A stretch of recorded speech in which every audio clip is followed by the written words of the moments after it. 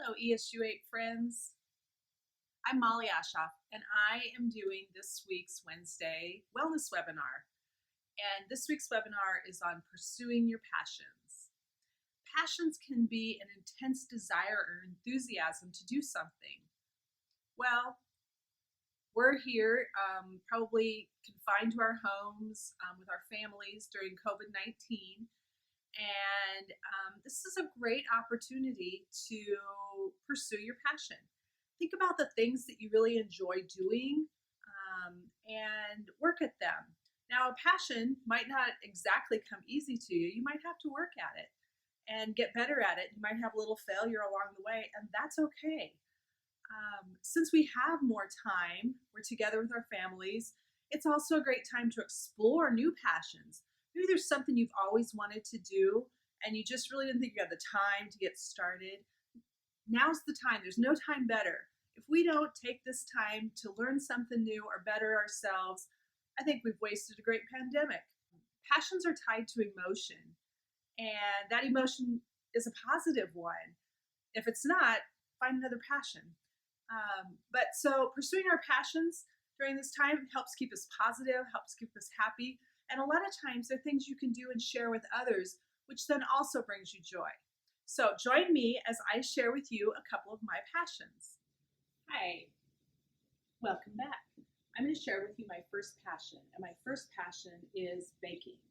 I love baking, I love cooking, but I'm going to share with you a really simple bread pudding recipe that you can make at home.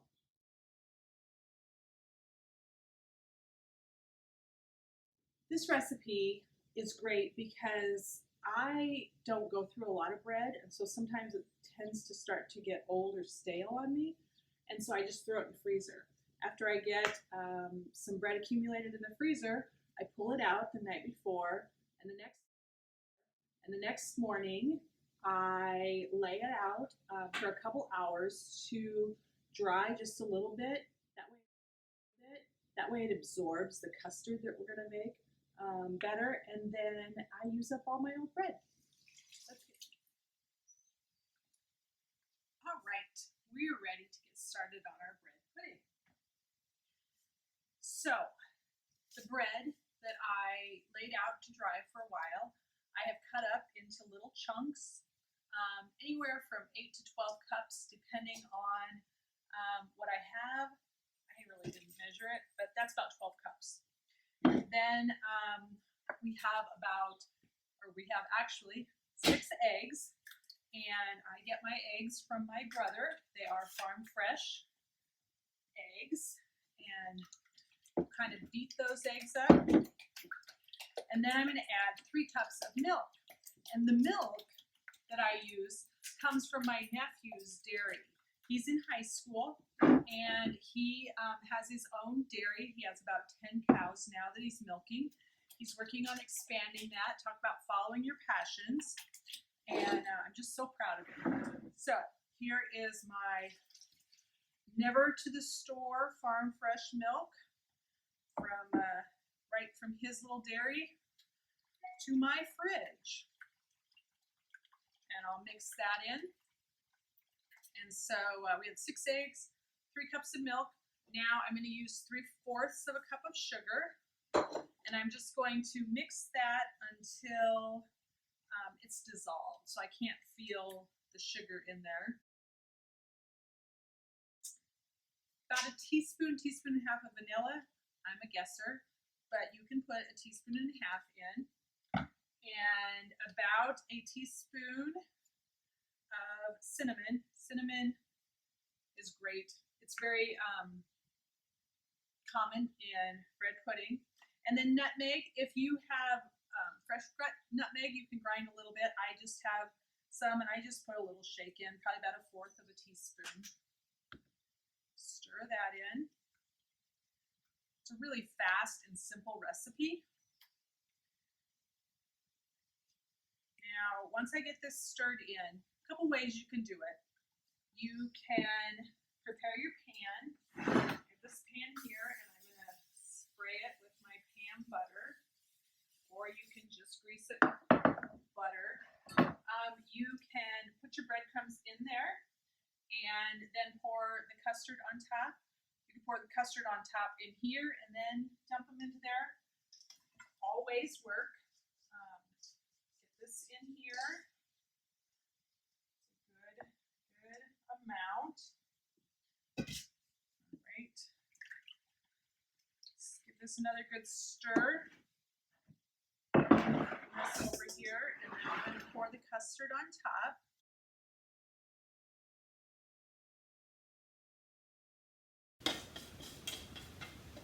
And then with your impeccably clean hands, you saw I washed them before I got started. I'm just going to push the bread down into this custard so that it is all soaked in. Maybe I need to do a little, that's why sometimes I put it in the custard in the pan, stir it in, but you want to make sure it all gets covered with the custard.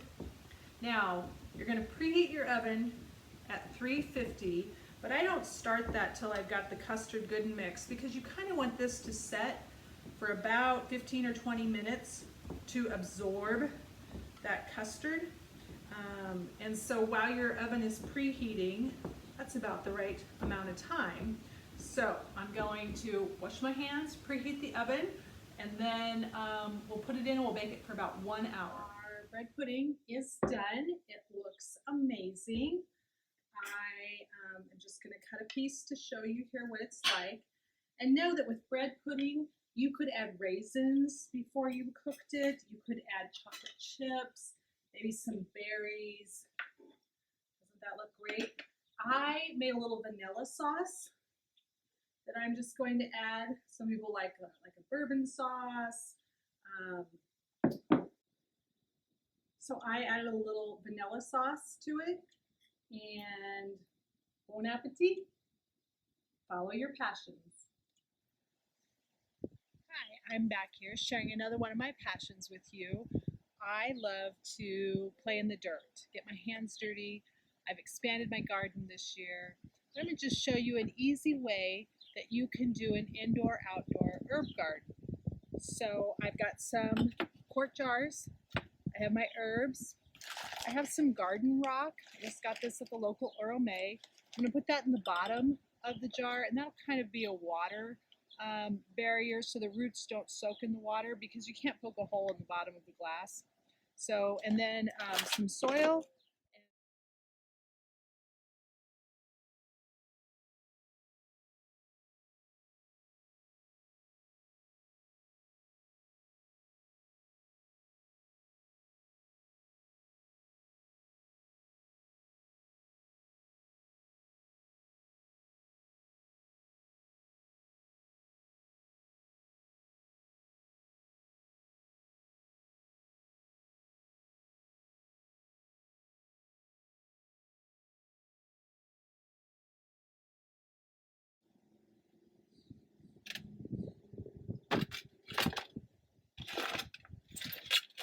Now that we've created our herb garden, you can leave these out on the deck like this during the summer.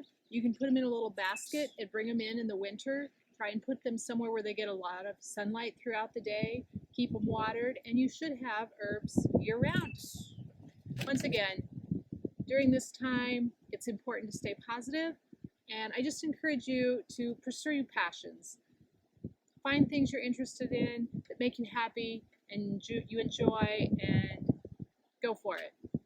Thanks, and have a great day.